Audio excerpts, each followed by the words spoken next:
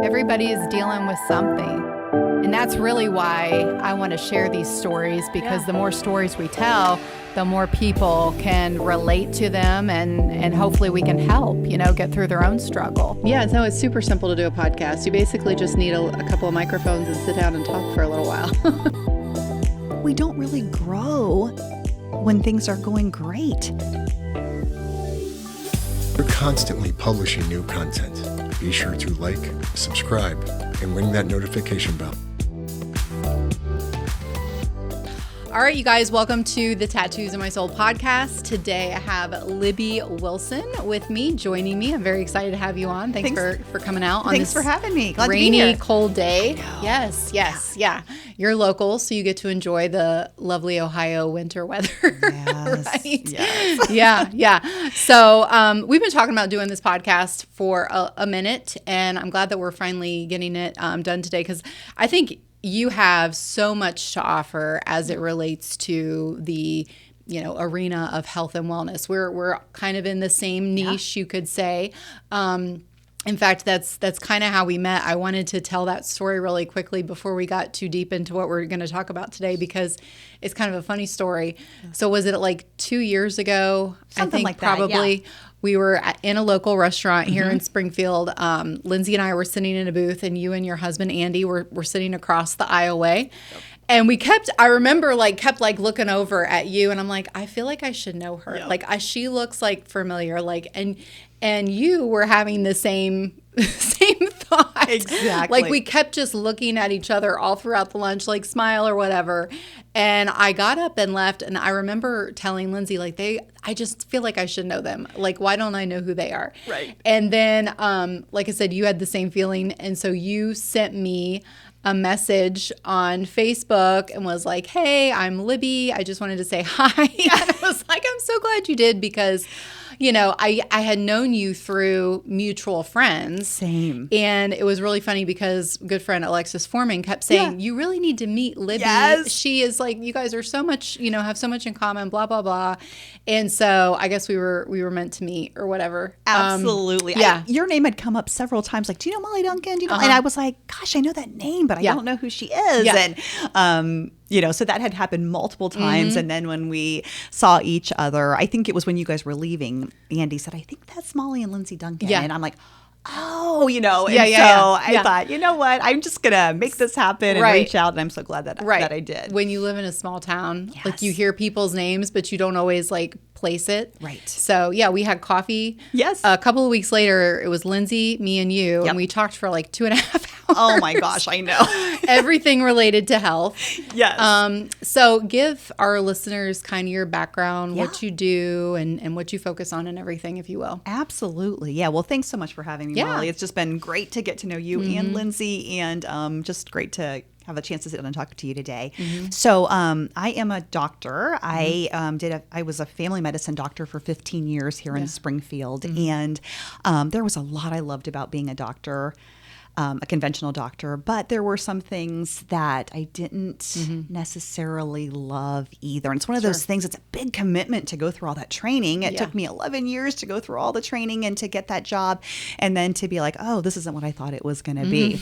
And so I made the best of it for a long time, but about 4.5 years ago, I left my practice and started a functional medicine practice. And it took me several years to kind of make that transition behind the scenes as I was learning a new way of doing things. But for the last 4.5 years, I've been doing that full time. So I'm a functional medicine doctor, and I have a virtual practice here in Ohio where I help people. I really help two kinds of people. I help people who aren't getting the answers that they're looking for in conventional medicine. And I also help people who are kind of wanting more for their health than the conventional system has to offer them. It's they want more than okay, they want better than fine, and just digging deeper. And, there's a lot of patients who are really looking for more than conventional medicine has to offer. And so I really relate to a lot of what Lindsay does with the supplements, but also with you, I share in common that I've gone through life coach training as well. And I do believe that our thoughts and what we think and how we look at the world really has such a profound impact on the quality of not only our health and relationships, but our overall well-being. And so I like to focus my attention on that personally for myself and my clients as well, because I think it's such a big missing piece that we do not spend any time in the conventional medicine world at all. Yeah.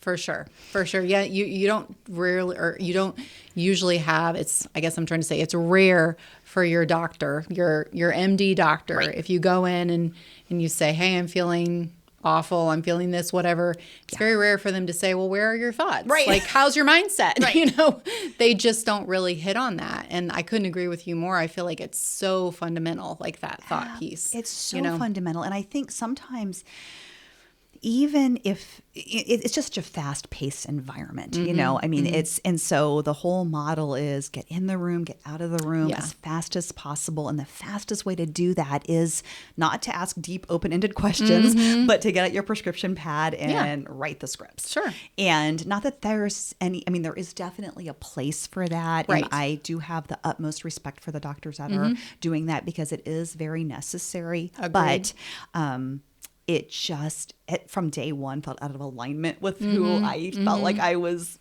called to be in this world. Yeah. And it took me a long time to make that transition. Sure. But now my work feels just so fun and so fulfilling, because I just love all of it. Yeah. So that's awesome. That whenever you can find work that you truly enjoy and, it's like purposeful and you get up and you want to go do it. Yes. That's so awesome. We feel the same way here with what we're doing. So, it's still work. It's still difficult. It's still challenging. Right. But when there's that purpose and mission behind it, it makes a world of difference. Absolutely. So, So you work with patients one-on-one. You also have an online course. We have similar things going on. Yeah. You have your own line of supplements. I do. Yeah.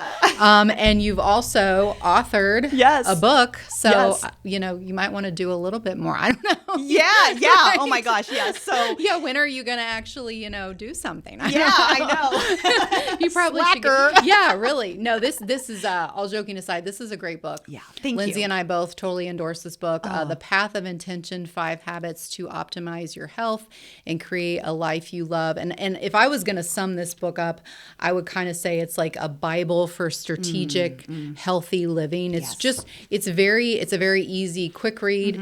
And it's really got just some great, fundamental applications, in my opinion. So very well written. And you co-wrote it with Nathan Long, who's also local here. Yes. But definitely recommend that book to anybody who's looking for some guidance. Yes. Yeah. Thank you. I think it's a great place to start. It talks about the 5 modifiable lifestyle factors, which are diet, exercise, sleep, relationships, and mindset. Yeah. And, what's interesting, Nate, the reason Nate and I kind of collaborated on that book was I was still in family medicine. So I'm at the gym doing a workout in the morning before I'm going to go off and, get my pen and my prescription pad out to write all my scripts for the day. And Nate had hung up a new poster in the gym the night before that talked about the 5 modifiable lifestyle factors. And these were the same factors I was learning about in my functional medicine training that I was taking early in the mornings and on the evenings and the weekends when I could find time. And it just, like, how you have moments in your life that just change the trajectory of your life. That was one of those moments, because I just felt so inauthentic to go from the gym to my job and just keep doing the same thing when I knew that this is the true answer that people need. Yeah, for sure. And so I still work on all of that with my patients. But then, of course, we work on adrenal and gut and mitochondria and all of that stuff. And I have lots of ways that patients can work with me in those ways too. But then we take the labs and we find what the body is missing and we replace that with natural supplements. Not forever, but until we correct the deficiencies. Yeah. It's really, really fun. That's awesome. So you're very busy professionally. Yeah. Tell us about your family a little bit. Yeah. So I've been married to my husband, Andy. He's a Springfield local for 26 years. And we have 2 daughters, Josie and Ainsley. They are 17 and 14. And busy being a wife and a mom in my my free time, in addition to running my practice full time. Yeah. So you definitely have a full plate. Yeah. It's all good stuff though. It's all fun. And my kids are 17 and 13. So we are definitely in the same phase of life. And last week when we were talking, just kind of touching base about conversation today, I was like, let's talk a little bit about like what it's like to be the mom of this stage of the game. Like this, this 17, 15, 14, 13, kind of like the teenager phase, basically. I mean, that's where we're at. Yeah. And I don't know. I guess it's very bittersweet to me, as if I was going to sum it up. Yeah. I'm like, it's so bittersweet because I love like the older conversation, the more mature relationship. I love the things that I can relate to my kids with, as they get older, and just, how the relationship evolves and changes. But also, we have to kind of start letting go, and we have to respect their need for independence and their wanting to break away and all those things, and last week you and I were kind of discussing like how some of these difficult changes in our life, and I think this is a perfect example of one of them, especially for the moms, not that it's not difficult on dads too, but us moms, we just, I don't know. It's hard on the mom heart sometimes, I think so. I feel their pain so deeply, you know. I mean, I think I'm an empath, so I think I feel everybody's pain so deeply. But when it's your own kids and you see them, dealing with the things that we all deal with in life, like you just want to fix it for them. And it's so hard because sometimes the lessons have to be learned themselves too, and you can't take it away. So that can be really challenging. Yeah, for sure. Each stage has been really fun.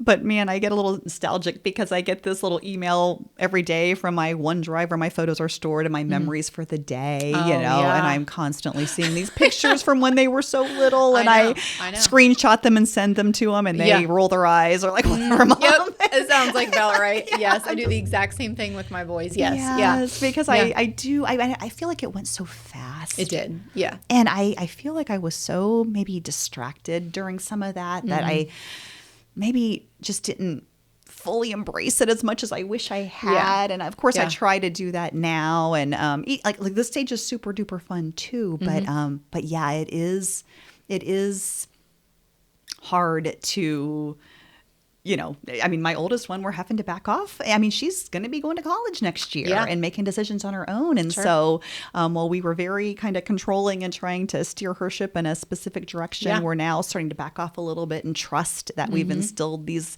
qualities in her that are going to allow her to make good decisions moving forward. And Right. I know.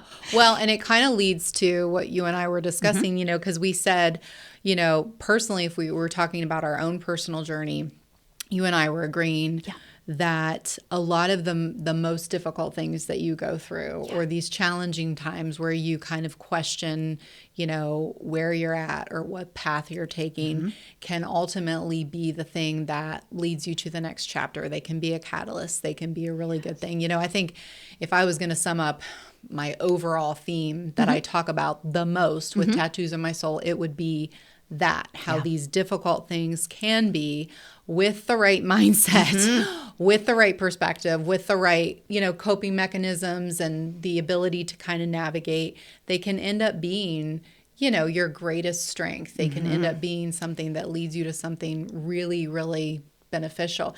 And I loved what you told me you tell your kids when they're going through something difficult. You shared that with me. Would you? Yeah. I think this is all happening for our highest and best good. Yes.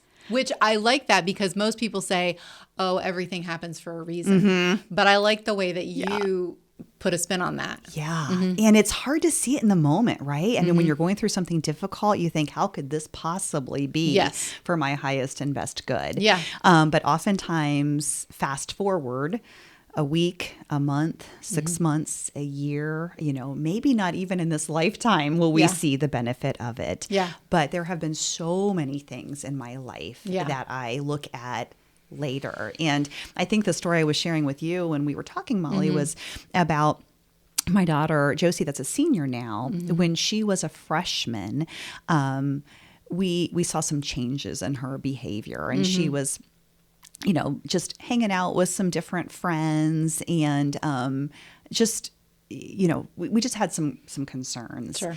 And so, long story short, we caught her doing something that she wasn't supposed to do. She told us she was somewhere, and she was really somewhere else. And we, Andy's very, he grounded her, we had the cell phone taken away. And we were like over the top, probably a little bit. But what scared us was as soon as she got ungrounded, like, it hadn't changed any of the behaviors, Yeah.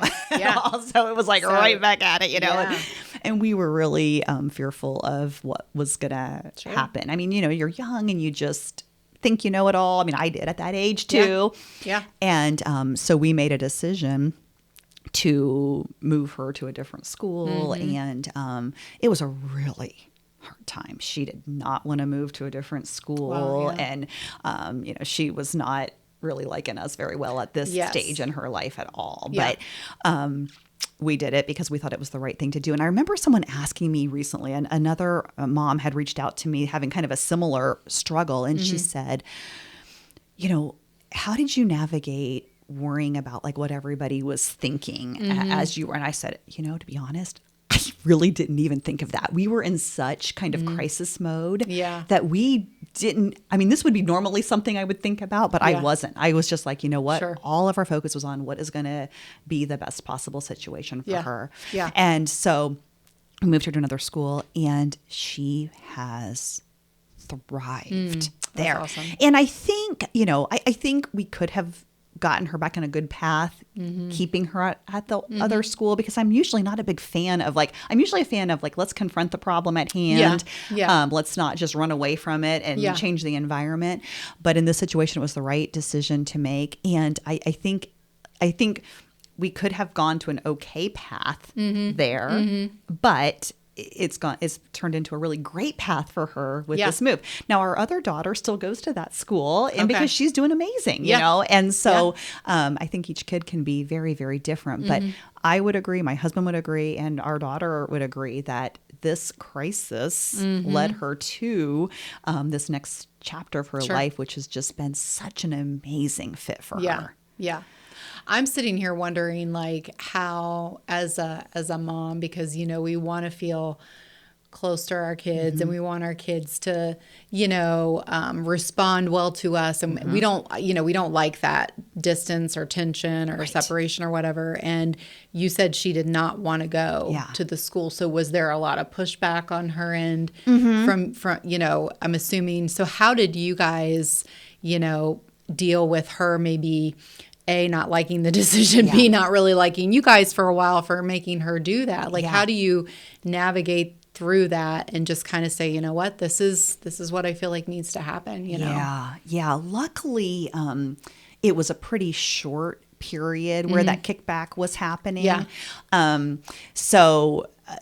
it was, I think we were in such a state of fear of what was going to happen if we didn't do something different.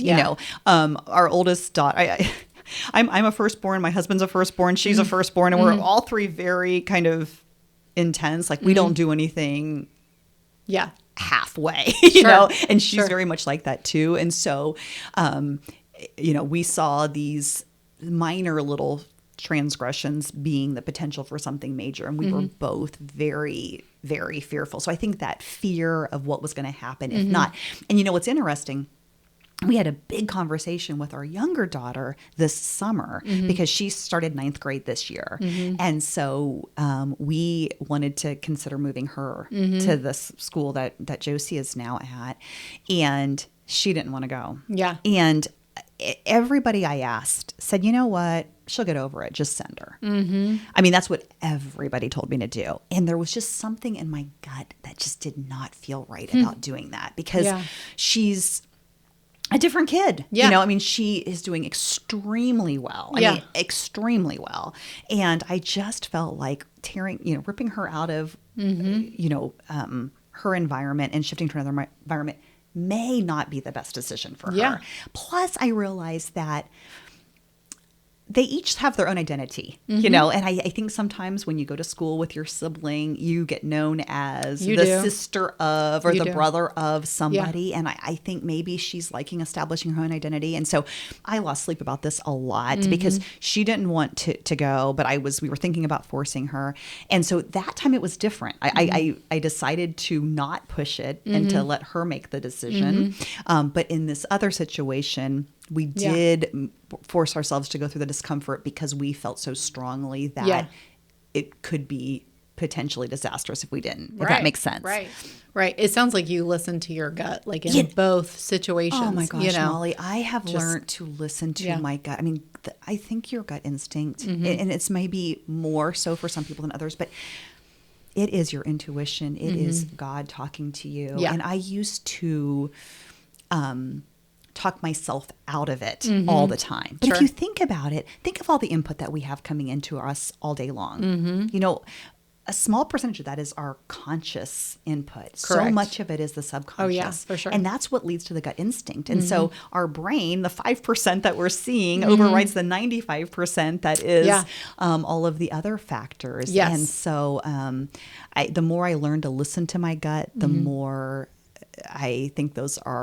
decisions are in alignment with what is the correct decision for myself and my family. Yes. Yeah. And it's taken me a long time to learn that lesson, but it does seem to hold true. For sure. Is there anything that you do, like, is there any self-practice that you do that kind of helps you discern basically, you know, what is really my truth here? What is my gut instinct? How do I let it lead me, you know? Yes. For me, probably, and everybody's a little bit different, but my number one mindset hack that I do is I journal almost every morning. Yeah. And my journal is one that my husband asked me this recently. He said, "What should we do with all your journals if you die?" Because they are really meant not for anyone to ever read them, but I don't throw them away because I get so many great insights in there. But I call it a dump journal because I write exactly what I'm thinking. And sometimes I'm thinking some junk that I need to like get out of my brain and onto paper before I can see the ridiculousness of it all, you know? Yes. And so I kind of dump all that out and then I can see it a little bit differently. And so what starts out sometimes as feeling like overwhelming and like a bad thing, I can start to see the good in it. And then once I dump all that junk out, I can start to really come up with some really great ideas. Yeah. Yeah. I think that's excellent. And I love it. It is so transformative. I resisted journaling for the longest time because I really didn't consider myself creative or a writer, or it just didn't seem like a fun thing to do. That's funny for somebody who wrote a book. I know, but I really absolutely love. I mean, I think I'm on like volume 12 of like these big thick journals that I write. That's awesome. In. And I mean, I write on the front and the back and all. I mean, it is just you know, page after page after page after page, and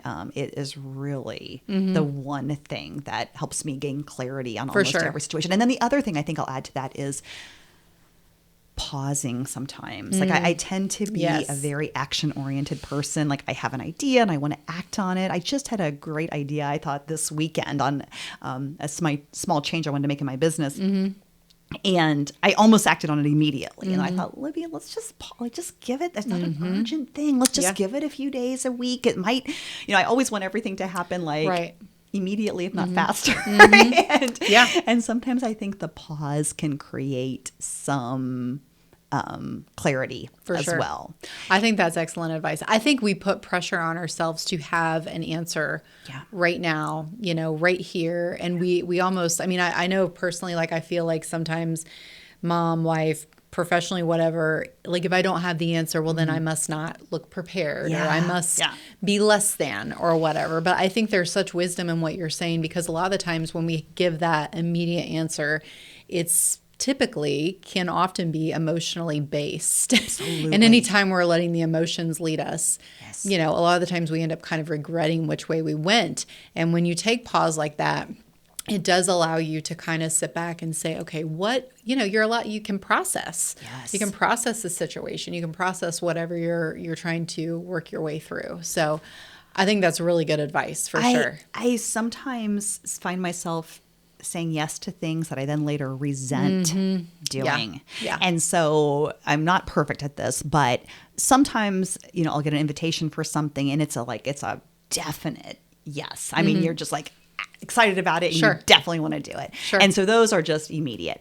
But if it's not a 100%, I cannot wait to do this, I try to say, let me think about it and give it a day or two to just see. Because every time you say yes to something, you're saying no to something else. Correct. I mean, That's and that no to something else might be taking a nap on the couch or binging on Netflix to restore your energy, or it might be dinner with your family, you know. But just because there's a free spot in my calendar doesn't mean it's something I definitely want to do. Because what I used to do was say yes all the time and then be kind of mad and resentful that I'm having to do this. And I mean, that's not the kind of energy I want to be emitting. Yeah. Have you read Lisa Turkis, The Best Yes? Have you read that book? I don't think I have, but I'm familiar with it. I'll have to read that one. You would like it. You would like it. She talks about, even things that appear to be really good, like, maybe, service oriented or just helping somebody else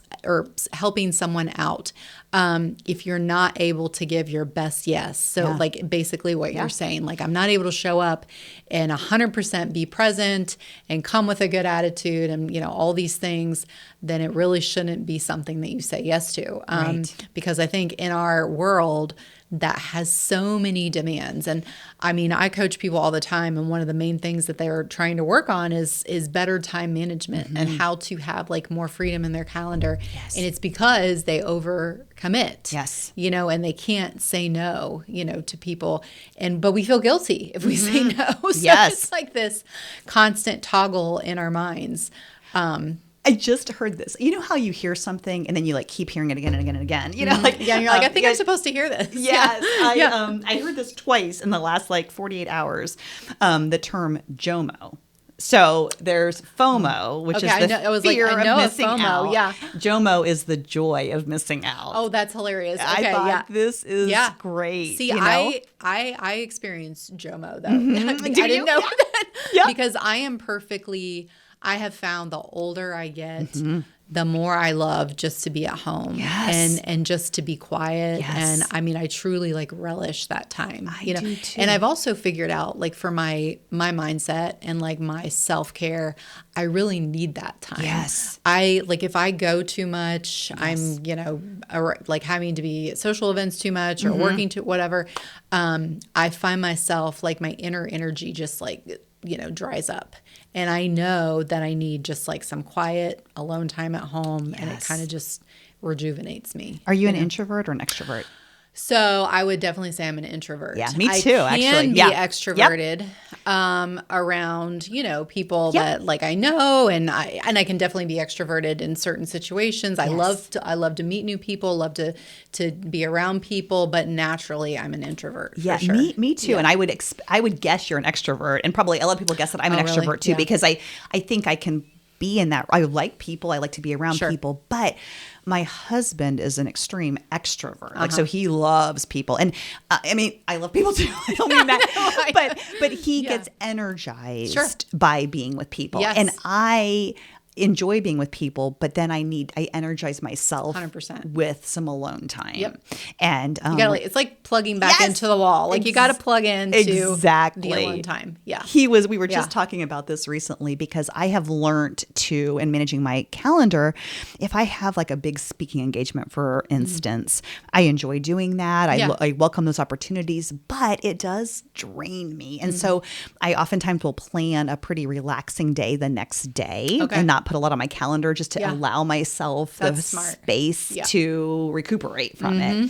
And he gets so energized from he's like, oh, fill my calendar to the brim the next day because this just fueled me up. Yes. And so, one isn't right or wrong. It's just knowing which one you are. Oh, and yeah. then honoring it. That reminds me. I mean, it's very similar dynamics between Lindsay and I. Yes. Like he can just keep going. Yeah. He's like the Energizer Bunny. Yes. I mean, he just really is. Yeah. And I'm like, dude, I got to take a breather. Yes. Like, exactly. I mean, he's 20 years older than me, and you would not know it based on his energy level. Right. He can outdo me most of the time. So yeah, it's kind of funny, but it's just, I think the whole key is, as we go through this journey, we have to kind of get to know ourselves, and we have to understand this is what makes me thrive. This is what makes me feel motivated, and all of those things.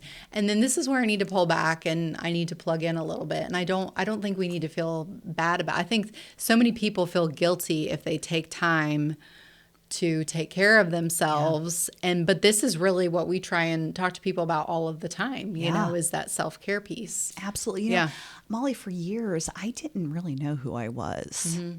I really didn't. Yeah. I didn't. I would say the same. I'm so careful with my daughters. Like, we try not to make the same mistakes our parents made. Yeah. And it's like, I think the mistakes that they were all in the best love, right? Sure. I was the kind of little girl that looked to who I thought other people wanted me to be and then became that. Yeah. And so somewhere in my upbringing, I got the idea that my parents would think that was really cool if I was a doctor, And so I don't think they ever said, Libby, we want you to be a doctor. But I caught that messaging and had that as a goal, And then even with other relationships in life, it was like, I felt like I was morphing into who this person wanted me to be. And it's really taken me, a lot of reflection to just try to figure out, like, what do I actually like and what do I want to do? Right. And it sounds selfish. I think women, we tend to think it's selfish to do what we want to do, but it really isn't, because we are our best selves when we are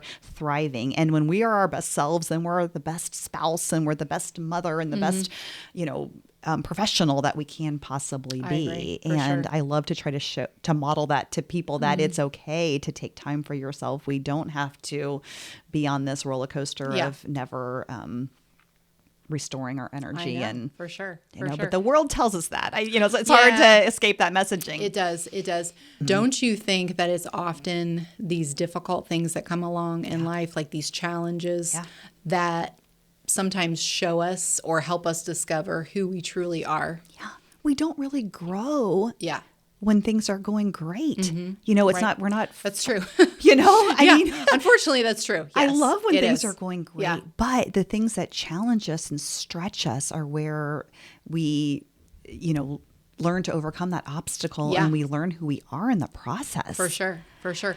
I love the story that you shared with me, the professional challenge that you went through that really led you into what you're doing now, if you don't mind sharing Absolutely. that. So, I graduated med school. I joined this practice in Springfield. It's a really great job. I had great partners. I had amazing patients. Like it wasn't exactly what I thought it was going to be as far as medicine in general, but there was so much that was great about it. Yeah. And so it was not something that I was really looking to leave. Although there was this kind of underlying I thought I was going to help people be healthy. I'm not really helping people be healthy. Like this doesn't feel in alignment with what I wanted to do.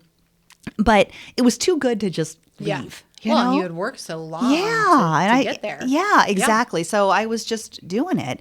And so there was a little bit of underlying dissatisfaction, but there was one moment in time where I had a patient who had a lot of health issues and a lot of chronic pain.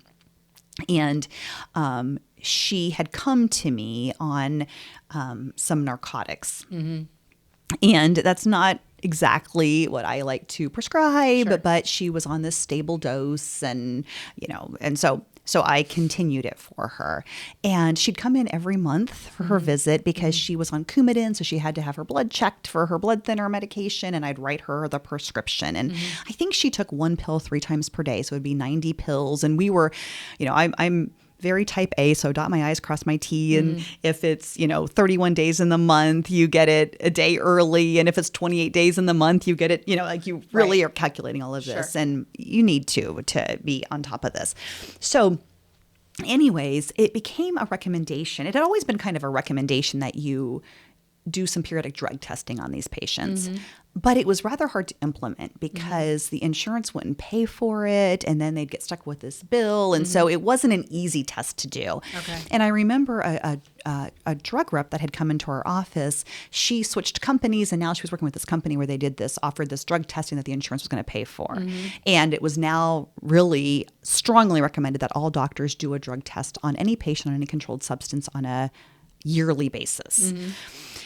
And, I hadn't taken new patients for years, so I knew all my patients very well. It's kind of an awkward conversation to have with people because I felt like it was implying I don't trust you. Yeah. But again, it was a recommendation. So I said, this is what I'm supposed to be doing. And so I started doing a drug test on all my patients, and it's all working out just fine. Well, this particular gal comes in, and I do her drug test, and it came back with nothing in her urine, which is good that they're not doing any hard drugs, but she was on this medication 3 times per day. It should have been in the urine. Yeah, for sure. I'd been seeing her for years, and we had not gone one day without the medication, right? I mean, so there was this very much pattern. Yes, and you're too clean now. Yeah, so it really brought up some red flags, and of course, there's always, but I just decided that this was not going to work, and so I discharged her from my practice. And about a couple of weeks later, I got a call from the state medical board that an anonymous complaint had been filed about me, and they needed to investigate. Wow. And so I remember coming home and I was really upset. And I told my husband, he's like, oh my gosh, Libby. He's like, they're just investigating it. Like that's what they have to do. When there's a complaint, they have to investigate it. But it just felt like someone was telling me I was doing my job wrong and that I was doing something wrong. I just felt very offended by this. And long story short, they came and did a 2-hour, maybe even longer recorded interview with me, asking about, all kinds of things. And particularly about this patient, and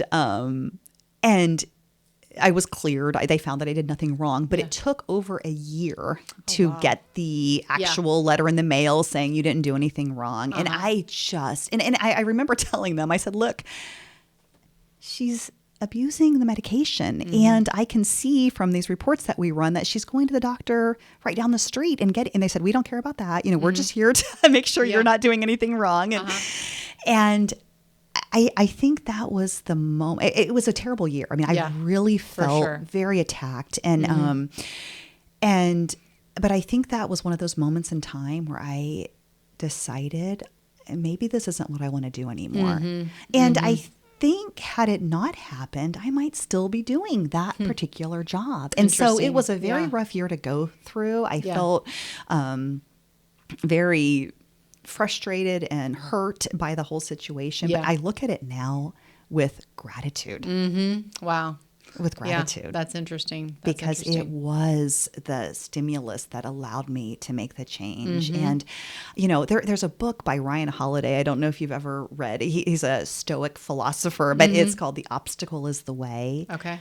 And it's really great, but it does. I love that title. Yeah, isn't that a great title? That's a great title. But it is. I mean, the obstacles that we come to in life are there to teach us a lesson. And I sometimes think when I'm hitting the same obstacle again and again and again, I think, Libby, what lesson is meant for you to be learned here that you are not learning because it keeps showing up? Yes, that's so true. Lindsay and I say the exact same thing. Like when these things come around, better to learn them this time because if you don't, they will come around again. And chances are it'll be more difficult down the road. Absolutely. 100%. Absolutely. Yeah. I love that. I think there's such wisdom in that. And, this really is a theme that you can apply to all areas of life. We've talked a lot about a lot of different things today, child rearing and relationships and, your professional life, what you do through your work and all of that. But if you can kind of go into it with the mindset that difficult things are going to come up, we don't really necessarily need to be fearful of these things. we can manage them. I always tell my coaching clients, one of the things I say is, if you do the right amount of work, if you do the self-care, if you adopt the right strategies, that we talk about, you have everything within you to face anything that comes your way. You just have to believe that. There's a difference between saying that and truly believing it. But we can really look at these obstacles as total lessons, total teachers, and then ultimately like the catalyst that leads us to where we're supposed to go. Because I look at you now and everything that you've done, professionally, and it's really interesting to think that, if that one situation wouldn't have happened, you might not have ever come into this chapter of your life where you're doing such great work and helping so many people, Yeah, well, thank you for that. I think one thing that you said that just really resonated with me was teaching your clients to believe in themselves. And I think sometimes knowing that you believe in them helps them to then believe in themselves. True, yeah. And I try to do that with my clients too. It's like, I think for one, you can be a role model. Like sometimes they see you doing things like, like they're like, oh, I didn't know you were allowed to do that. And it's like kind of gives them an unwritten permission to do it. And, but then also they feel your belief in them, which helps them have that belief in themselves a little bit. For sure. So that's a really powerful, tool that I think that you're probably giving to your clients. Well, thank you. And it's so important. Well, I think when you have just that little bit of belief in yourself, it produces something that is fundamental, in my opinion, which is hope. Yes. Whenever you can have hope about any situation, it literally is a game changer. You can have the worst, most dire circumstance, but if you have just a glimmer of hope that it can change, it can get better, it can lead to something better, it's night and day difference, And I think that's one thing I like about getting a little bit older, as I'll be 50 on my next birthday. No way. Will you really? Oh my gosh. You look amazing for almost 50. Thank you. I would have not have guessed that. Oh gosh. Well, it's just, sometimes I don't like that number, but I also think, it's taken me 49 years to gain 49 years of experience. And having walked through lots of different obstacles in my life and knowing that I come out okay on the other end.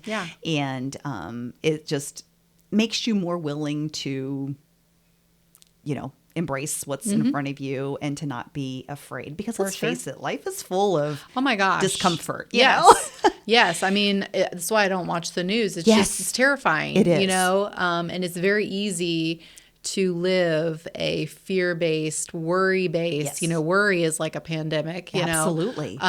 Fear-based, worry-based, anxiety-based life. Yes. But I really think a lot of the things that we're talking about today, if you apply them, can help with that. Absolutely. I think I do worry myself. And I think sometimes I worry like I have such a beautiful, amazing life. I love my job. I love my family. I love my home. I love our dog. Everything is just really great. Yeah. And I worry well, what if this goes away? What if I lose this? Yes. And how long is this going to last? Yeah. Like maybe when's the other shoe going to drop? For sure. And it prevents me from fully enjoying the amazingness of it all right now. Yes. And we think that the worry is going to somehow prepare us but it doesn't. Do you know? Okay, so that's really interesting. Brene Brown. Yes. I'm sure you know her. Yes. She says that worry forebodes joy. Yes. Which is so true. And she basically said exactly what you said, which is it doesn't matter whatever you find yourself getting caught up in, like something tragic's going to happen or whatever. We all have those catastrophic thoughts. And she said no amount of worrying that you do today will ever prepare you if and when that thing that you spend all your time worrying about actually happens. Right. So why forebode your joy now? Like, it's not going to make any difference, And I have been guilty of that too. Like I am just like chronically worry about things. And I, on a personal note, like after Lindsay and I, we went through such a difficult time, such significant trauma, really difficult time coming out of that. And then when we entered this space of like things being good again and okay, I can breathe and we're starting to heal and we're starting to recover, I had the exact same feeling like, okay, and it was interesting too, because like if any little sign of something going wrong, I literally went from, 0 to 10. Mm-hmm. It was just, I think it's, some PTSD, trigger response, whatever. But I realized it's like, I don't want to live the rest of my life like that. Like I gotta get that in check. So I think a lot of the self-care practices, the journaling for me, spending time with God every single day is so fundamental. Like I find myself, like if I wake up in the morning and just spend 15, 20 minutes, in the Word, reading a devotion, having some quiet time, meditating on God's Word, doing some journaling, whatever. It is such a huge difference for me, It's shifting your life in an intentional direction. It is. It is. And instead of reacting to the feelings that are coming your way. Yeah. Because I think our brains would rather be familiar, and so your brain is very familiar with this crisis mode, and you're trying to teach it a different way of being. And it takes like the autopilot path is going to get you the autopilot results. It is. It is. But if you want something different for your life, it takes being intentional about it. Yeah. And it doesn't mean, 24 hours a day, 7 days a week, but directing your thoughts of how you want your day to go and what you want to focus on. It can be just absolutely life-changing. Yeah. I always think like our thoughts, like those neural pathways, those thought conditioning that we've had for years and years and years. It's like driving on the same road over and over and over again. Yes. And you don't have to even think about it. You just get in the car and go. And I'm like, if you want to have different thought patterns, you got to start turning on a different road, like every single day. Yes.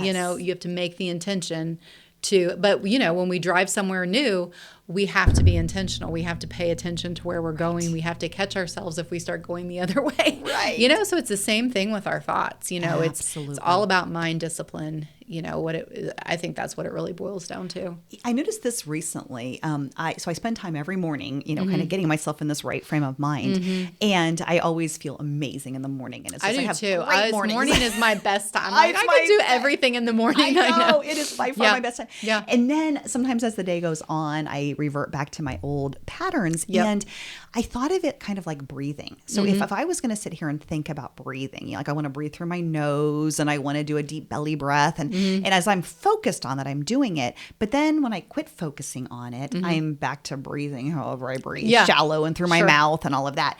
And it's sort of the same thing with my thoughts. I direct them in a certain way. And then I go about my day and I'm no longer thinking about it. And so I use my feelings as a guide because, our thoughts create our feelings. Yes. And so when I'm not feeling good, I'm feeling anxious or I'm feeling overwhelmed or sad, I think, what am I I use that feeling as a gauge to think, okay, what am I thinking? And try to kind of pull myself back together like I had in the morning. And I have to kind of, I don't sit down and get my journal out every single time because I have work to get done, right? Yeah, no, right. But I just kind of take a brief pause and That's think. a great strategy. Yeah. And it really does kind of help. Yeah. And then I really have this goal of starting to journal some at nighttime too, just a little bit reflective. And I just haven't really, I put a journal in my nightstand right by my bed, and I just haven't started that habit yet. But I think that would be a really great way to end your kind day. Of bookends on morning and night. Yes, that would be great. Yeah, exactly. I agree. But, I like that. But yeah, I love your analogy. I tell people it's like hiking on a hiking trail. Those are your old thoughts versus like forging through the wilderness, and then the next day you want to take that same path again. Yes. And you can't even find it, right? Yes. Because it's not a well-worn path yet. But again and again and again, if you keep practicing, it does become more natural. For sure. Yeah. We're speaking the same language. Yes, I know. I knew this would be such an easy conversation because I'm so in sync and aligned with everything I see both you and Lindsay do. Likewise. Yes, No, I think it boils down to, perspective, mindset, intention, self-care. Those things are so fundamental, I believe, to really have optimal health, not just physically, but mentally, emotionally, spiritually. I think people get too focused on one piece of their health. And in my opinion, you really have to look at the whole picture. You have to check all the boxes. Absolutely. So I used to really think what it boils diet and down to. exercise were the most important, Yeah. and like sleep. I would get up really early in the morning and sacrifice my sleep to go work out. And mindset, that was kind of for whatever. people who weren't tough enough. Kind of. I mean, I really thought that at one point. Yeah, I know. And we take our most important relationships for granted, sometimes. And I truly believe that those things are just as important, if not more important, than diet and exercise for whole body health. And For sure. it's so incredibly critical. And I'm so grateful that I figured that out before it was too late, because I used to sacrifice my sleep, especially. I would I would brag about how little sleep I got. I thought it was like a marker of toughness. What time did you used to get up? We would go, I think we'd get up at 4:15 to go to a boot camp. At 5 o'clock in the morning. That's early. And, it's early. Yeah, I mean, I that's still very am an early. early morning riser, but I must get at least 7 hours of sleep. Like that is the minimum for health, actually. sure, And then for on sure. the weekends, probably a little bit more. I really think 8 is ideal, but it's hard for me to sometimes get that. But but I will not get up. Like I will skip the workout versus getting up before I've gotten 7 hours of sleep. Yeah, that's And I think it's a better choice for your health. Yes. No, I'm an early riser too. Now I go to a 6 a.m. class, so that's a little better than 5 I a.m. get up at 5 a.m. now. Yeah. So 6 a.m. is totally doable for me. But I used to. I mean, as a resident, we used to work really long hours, and we kind of use it as a badge of honor. It was like, oh man, I worked 36 hours in a row, and I didn't sleep at all, and it was like in 5 days. Yeah, and we thought it was like the less we slept, the tougher we were. The tougher you were, yeah. And it became sort of a badge of honor, and no longer now. When people say things like that, I think, that's ridiculous. You shouldn't be doing that. Yeah. The things that we say when we're young and foolish, right? Yes, exactly. For sure. Yeah. Exactly. Well, I have loved our conversation. Me too. We could probably sit here and talk for another 2 hours, We but it would be could. a really long podcast. Yes. So, I really appreciate just all the work that you do. Again, if anybody wants to check out your book, The Path of the Path of Intention, where can they find? This is on it's Amazon, on Amazon. right? Yep, Yes. that's the best place to find it. Amazon. Amazon.com. Yep. It's there. And the other free tool that I have is my website's bestlifefunctionalmedicine.com. There's a free adrenal quiz on the website because I think mindset work is foundational and adrenal health is foundational to feeling good. And I'll tell you, I test this in people all the time. And it's never optimal. I have found 2 men that have had optimal adrenals out of the hundreds of men I've tested. And then in women, I never find these to be optimal because we are stressed out. We're doing so many things. And creating a strong adrenal health foundation is just one of the keys to optimal health. And so there's a free little quiz on my website if you want to check that out and see the status of where yours are at. That's where I start with all the people that I work with. That's awesome. Yeah. Great. All right. Well, thank you so much Thanks for for coming having on. me. And it was a great conversation today. I know it's going to help a lot of people, encourage a lot of people. So Glad to be here, Molly. Thanks so much. Yeah.